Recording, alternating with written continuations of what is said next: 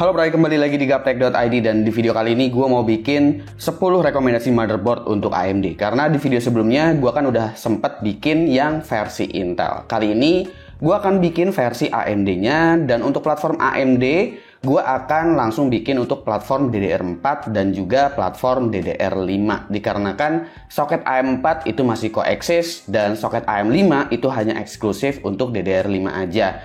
Jadi mungkin memang si AMD ini pingin menempatkan soket AM4 untuk pengguna yang mainstream, sementara yang jauh lebih antusias dan jauh pengen high-end itu sekalian aja langsung pakai soket AM5 dengan memori DDR5-nya. Ditambah lagi juga untuk motherboard DDR5 si AMD ini di soket AM5 memang rata-rata fiturnya itu udah terlalu tinggi. Bahkan di chipset kelas tengahnya aja gue bisa bilang itu selevel dengan Z690 kali ya.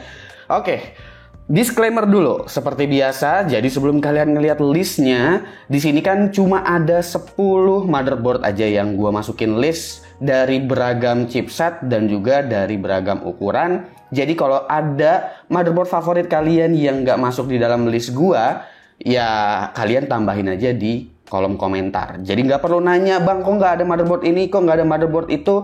Nah, preferensi gua nyari motherboard dengan kalian mungkin itu berbeda-beda, karena memilih motherboard itu sebetulnya aspeknya nggak cuma ada satu bagian aja. Jadi bukan karena VRM-nya bagus abis itu jadinya wajib pilih motherboard ini. Pemilihan gua, preferensi gua nggak kayak begitu. Jadi apa sih yang gua pilih dari motherboard ini? Pertama tentunya dari segi fitur dan juga chipset ya. Jadi chipset itu dia kan punya pintu lah untuk menjalankan beberapa fitur. Nah, biasanya gue cari motherboard itu yang fitur chipsetnya kalau bisa udah kepake semua, karena beberapa motherboard justru dari fitur chipsetnya itu ada yang nggak kepake. Contohnya misalkan kayak chipsetnya harusnya bisa mendukung PCIe Gen 5, tapi nggak ada PCIe Gen 5 di situ. Atau chipsetnya harusnya udah mendukung untuk Wi-Fi, tapi nggak ada Wi-Fi-nya. Nah, gue memprioritaskan semua I/O-nya ini lengkap, abis itu baru VRM-nya kayak gitu. Karena sebetulnya VRM itu hanya untuk mengakomodir CPU apa yang nantinya akan kita gunakan. Apakah kita akan melakukan overclocking di situ, atau CPU-nya high-end banget atau enggak, dan lain sebagainya. Jadi kalau nggak ada motherboard favorit kalian, ya gue mohon maaf aja, karena list gue memang cuma 10 motherboard favorit menurut gue. Satu lagi, disclaimer-nya, ini yang gue prioritaskan untuk soket AM4 terutama, itu gue memprioritaskan untuk platform yang memang generasinya paling akhir lah. Jadi chipset B450 itu nggak gue masukin. Karena B450 nggak ada PCIe Gen 4 juga, jadi kalau kalian colokin Ryzen 5000 series, itu kalian nggak dapetin dukungan PCIe Gen 4-nya. Tapi mungkin gue akan kasih opsi motherboard di list pertama ini nanti apabila kalian ingin menggunakan Ryzen 5000 series yang APU. Karena Ryzen APU itu nggak ada PCIe Gen 4-nya dan PCIe lainnya cuma dikit. Dan yang gue rekomendasiin pertama untuk apabila kalian menggunakan APU nih kayak 5600G, 5700G ataupun 3200G, gue merekomendasikan Gigabyte A320 MS2H V2. Motherboard ini bisa gue rekomendasikan karena harganya 800 ribuan yang pertama, dan kedua meskipun namanya A320 tapi chipset di dalam motherboard ini ialah B350 yang berarti kalian masih tetap bisa melakukan overclocking, baik itu overclocking CPU ataupun overclocking memori. Ini penting untuk pengguna APU, jadi kalian bisa tetap nge-overclock si iGPU-nya, si Radeon Vega-nya kalian masih tetap bisa tweak, habis itu memorinya juga kalian bisa kencengin lagi. Power phase-nya tenang aja, cukup aja kok untuk 5600G ataupun 5700G, itu nggak terlalu jadi beban. Dan kenapa gue pilih motherboard ini juga karena udah ada M.2 untuk NVMe PCIe Gen 3, dan rear I/O-nya juga lumayan lengkap lah di level 800 ribuan ketimbang kalian beli chipset A320. Jadi gue setelah ini nggak masukin chipset B350 lagi ataupun B450 lagi. Gue akan langsung lompat ke B550 aja. Chipset B550 yang bisa gue rekomendasikan pertama ialah Gigabyte B550M DS3H dengan harga sekitar 1,6 jutaan.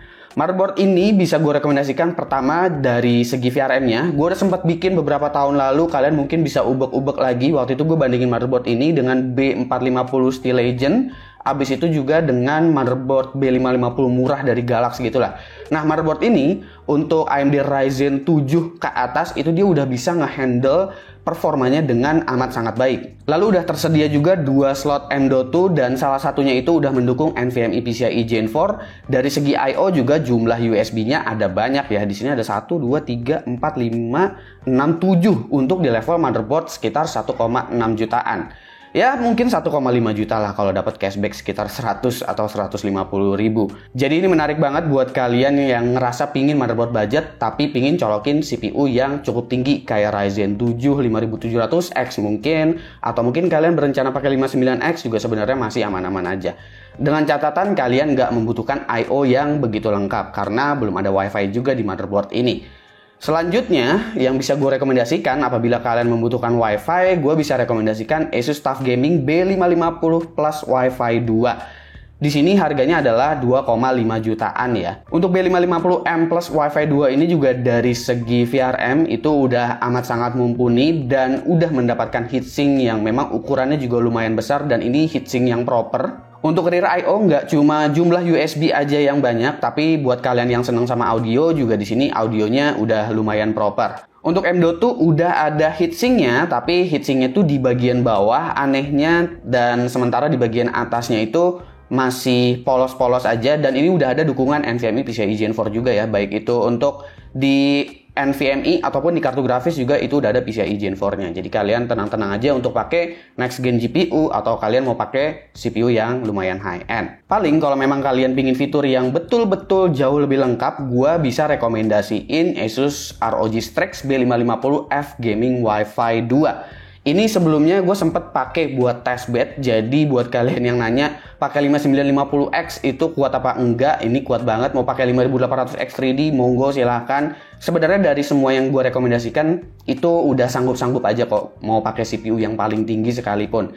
Tapi ini dari segi fitur jauh lebih lengkap, habis itu M.2-nya semua udah tercover sama heatsink juga. Ada Wi-Fi 6E di sini untuk versi yang 2 ya kalau nggak salah. Audionya juga itu udah lumayan proper, dan untuk I/O-nya juga jauh lebih proper lagi. Udah ada flashback button untuk update BIOS tanpa colokin CPU, RAM, dan lain-lain. Jadi ini jauh lebih lengkap, dan ukurannya untuk yang satu ini sih memang ATX. Setelah ini gue nggak merekomendasikan juga untuk penggunaan chipset X570 atau X570S dikarenakan gue ngerasa untuk motherboard yang harganya udah 3,5 juta ke atas, apalagi udah masuk 4 jutaan, kayaknya untuk soket AM4 udah cukup sampai B550 aja, karena udah outdated juga, dan coexist-nya ini memang ya cuma sekedar hidup aja gitu ya, sebagai platform yang memang long last banget bisa dibilang. Tapi kalau kalian udah masuk di budget 4 jutaan untuk motherboard, gue rasa kayaknya kalian lebih baik spending untuk ambil platform baru di soket AM5. Tapi gue bisa merekomendasikan untuk motherboard mini ITX-nya. Yang gue rekomendasikan di sini adalah Gigabyte B550i Aorus Pro AX dengan harga sekitar 3,2 jutaan. Sebetulnya gue lebih pengen ngerekomendasiin B550i Strix ya. Tapi gue cek di marketplace, harga motherboard tersebut udah agak nggak waras dan agak-agak gila. Seharusnya harganya mirip-mirip kayak ini. Jadi pilihan terbaiknya di 3 juta kecil hanya si B550i Aorus Pro AX. Kalau motherboard di atas 3 juta sih sebetulnya gue lebih pengen ngerekomendasiin untuk soket AM5, karena secara platform dia lebih feature proof lah. Selain memori DDR5, juga soal storage yang udah ready untuk NVMe PCIe Gen 5, habis itu slot untuk kartu grafis juga udah PCIe Gen 5. Rata-rata juga semua punya VRM yang sangat sanggup untuk mengakomodir CPU di atas 200 watt. Kayak gitulah. Dan untuk soket AM5 yang pertama ini adalah micro ATX yang bisa gue rekomendasikan, yaitu adalah ASRock B550M PG Riptide dengan harga sekitar 2,9 jutaan. PG Riptide ini memang rata-rata motherboardnya punya konfigurasi yang bagus-bagus ya. Jadi di platform AMD pun gue masih pilih ini. Dan dari segi I/O pun ini jauh lebih menarik daripada di platformnya Intel, karena dia di sini udah ada untuk flashback button, USB-nya juga jauh lebih proper di sini, baik itu dari segi jumlah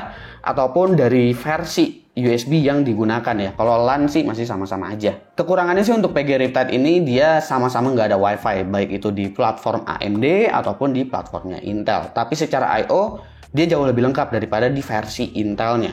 Next, yang bisa gue rekomendasikan ini adalah ukuran ATX, yaitu adalah MSI MAGB 650 Tomahawk Wi-Fi dengan harga sekitar 4,4 juta rupiah. Motherboard ini bisa gue rekomendasikan karena untuk ukuran chipset B650 di sini dukungan dari chipsetnya semua udah dipenuhi sama MSI.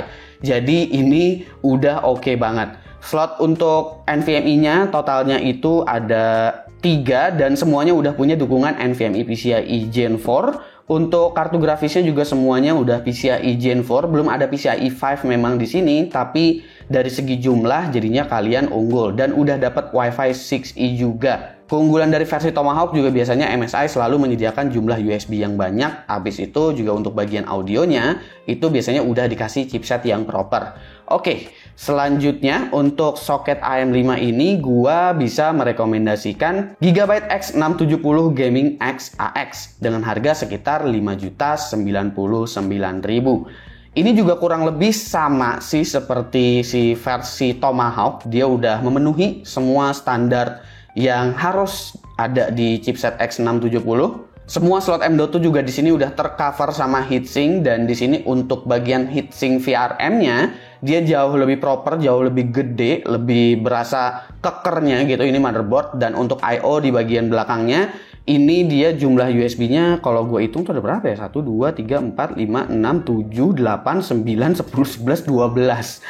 Ada 12 dan udah ada tombol untuk flashback BIOS. Jadi buat update-update BIOS itu udah gampang. Kekurangannya paling di bagian audio. Cuma buat gue yang nggak terlalu mentingin audio sih, kayaknya motherboard ini bakalan oke banget karena gue lebih butuh USB kayaknya daripada sound card bawaan dari motherboard. Kurang lebih seperti itu. Kita lanjut lagi ke motherboard berikutnya, yaitu adalah motherboard yang high-end. Jadi akan menggunakan chipset X670E, dan motherboard yang gue pilih itu adalah dari Gigabyte lagi, yaitu adalah Gigabyte X670E Aorus Master dengan harga sekitar 8,6 jutaan.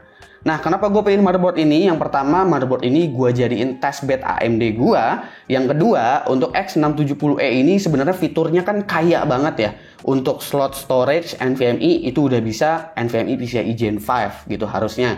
Di kartu grafis juga udah harus bisa PCIe Gen 5. Dan slot ekspansi harusnya udah bakalan bisa banyak banget di X670E ini.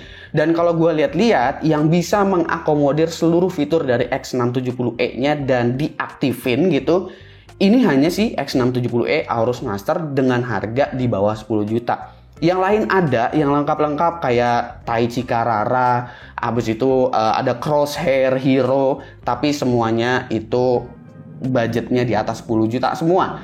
Jadi menurut gua paling make sense ya X670E Aorus Master ini. Slot NVMe SSD itu ada 4 biji dan udah ada dukungan untuk PCIe Gen 5-nya. Untuk di bagian SSD ada LED postcode, habis itu juga ada tombol reset, ada tombol power. Di bagian belakangnya juga jumlah USB ada banyak. Slot untuk USB Type-C ada 2 biji, yang satu 20 Gbps, yang satu 10 Gbps.